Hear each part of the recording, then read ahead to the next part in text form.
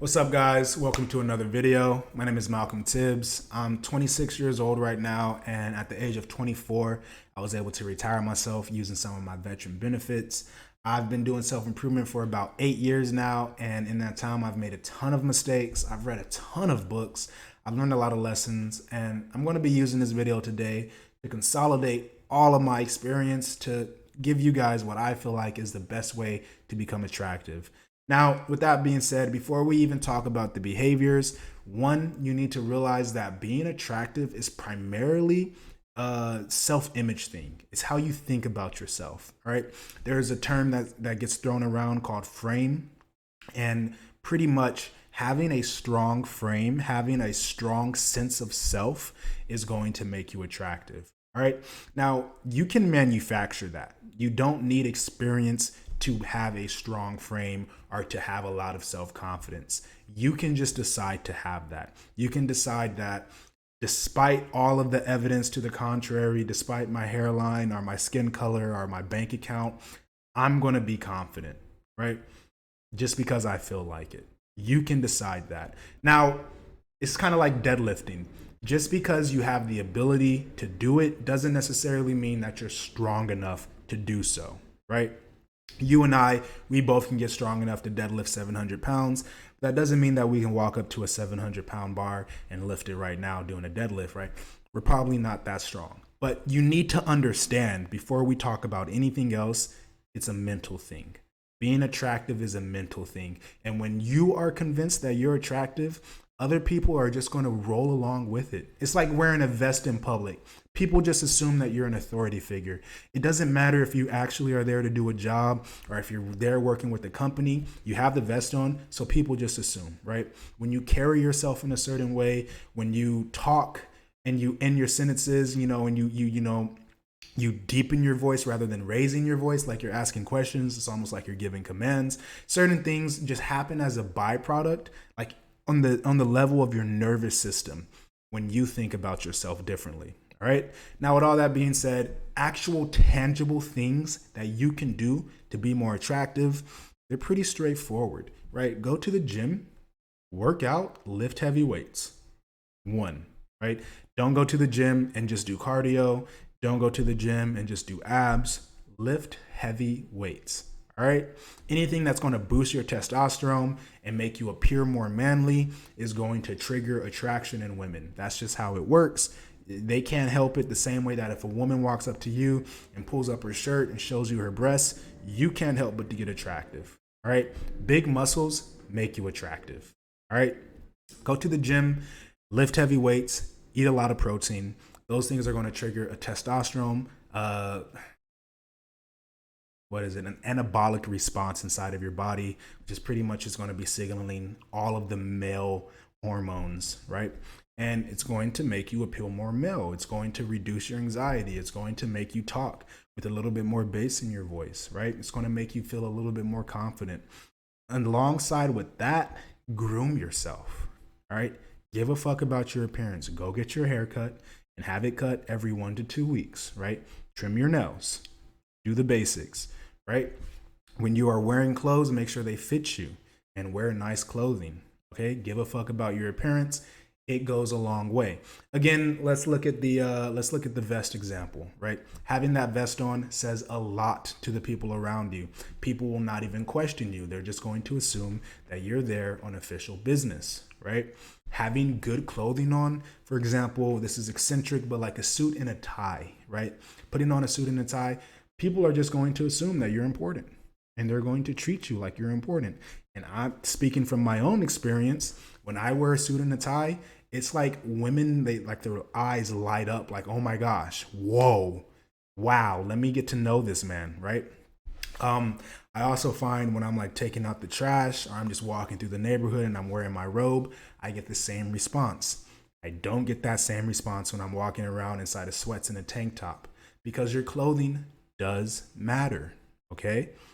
It sucks that it matters. You might not want it to matter, but it does matter. All right. So recognize that and give a fuck about how you appear to the world, right? Because the way that you appear is how you're going to get treated. People aren't going to take the time to look beneath the surface. They're too caught up in their own life. All right. So do as much of the heavy lifting for them as possible. Show them all of your best attributes. All right. There is the Book of Pook. I believe this is where it's from. But you want to upplay your best attributes and downplay your worst attributes. All right. If you wanted to sell a car really fast, you're going to talk about all the things that are good about the car. You're not going to talk about all the worst parts about the car, right? You're not just going to sit there and tell the person that's trying to buy it, yeah, this thing gets like awful fuel mileage, and the power steering is out, and the X, Y, and Z doesn't work, and also it's not going to start. Like, you're not going to talk about the car like that if you're trying to sell it. All right. You're going to make it appear as desirable as possible, and you need to do the same about yourself. Outside of that, there's not really too much else to it, right? Give a fuck about your appearance, work out, and then the bulk of being attractive is just going to be how you actually navigate social situations, right? How you talk to people in a group, how you talk to people one-on-one, how you escalate relationships to more intimate settings. And that's something that you learn, right? And guess what? You learn through experience, not by reading books, not by watching videos. You go out into the field and you collect data for yourself, like you're a scientist. You feel me? You want to go out and get those reps, because whether you like it or not, getting the reps is going to make you more attractive. There's a reason why older men are more attractive. It's not because they're old. It's because they have more experience. It's just because if you were to compare like a 5-year-old to a 7-year-old, the 7-year-old is going to carry himself in a much more behaved manner, not because of anything else besides his experience. Because he's learned, he's gotten stung enough times. He's put his hand on the hot stove enough times to realize that he's going to get burned. And so he has learned how to do other things and how to behave differently. You can manufacture that experience. You don't have to wait until you're 50. And if you don't do anything by the time you're 50, you still won't be attractive. That time is only useful if you are using it to get experience. And you can go out in 1 week and you can manufacture a whole year's worth of experience.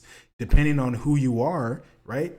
You can go out in a week and you might get a decade worth of experience talking to girls and getting rejected and learning what is appropriate and inappropriate and how you should escalate and how you should close and getting a phone number. All of those things, you can manufacture that experience. It's going to be uncomfortable. You're going to get rejected. You are going to mess up. That is a part of getting better. Okay? I'm going to wrap up the video with one more thing. Be bold. Okay? Learn how to be bold. The biggest issue that I had and that I see in other men who are struggling to date, I was struggling to date, no longer. They fear rejection.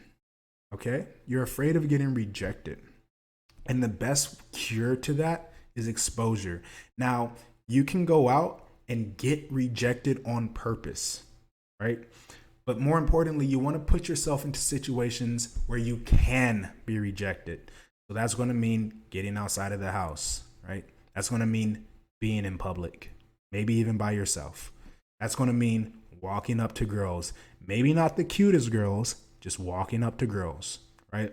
And then saying something, prompting them, and giving them the option to reject you. You're basically saying, hey, despite all of my visible flaws and all the ones that you haven't seen yet, but that we both know are there, right? We both know that there's more to me. Would you still be willing to give me your phone number and possibly go on a date, and eventually we can see each other naked, right? That's pretty much what you're saying. You just want to speed up that process and be bold about it, okay? Walk up to the girl, and instead of spending like an entire week getting to know her and being friendly and not ever making a move, make the move immediately, hey, give me your phone number. I want to take you out for coffee, right? I want to get to know you. You look attractive, right? Get to the point so that she can be bold back. Whenever you're bold, whenever you get a response from a woman, it's always going to be equally as bold as you are being towards her. Okay? So if you want to get that rejection, you want to be bold enough for her to give you a very clear and definitive rejection. You feel me? So, hey, give me your phone number. She's going to say, yes, finally, I've been waiting for a man. Everybody around me is a pussy. Thank God real men still exist. Or she's going to go, no thanks. I'm not interested. Move on, right? Be bold. It's going to fix a lot of your problems. That's all I have for you guys. My name is Malcolm Tibbs. If you guys are interested in one-on-one coaching, check the description down below. You'll find my Instagram. You can shoot me a message and we can set that up.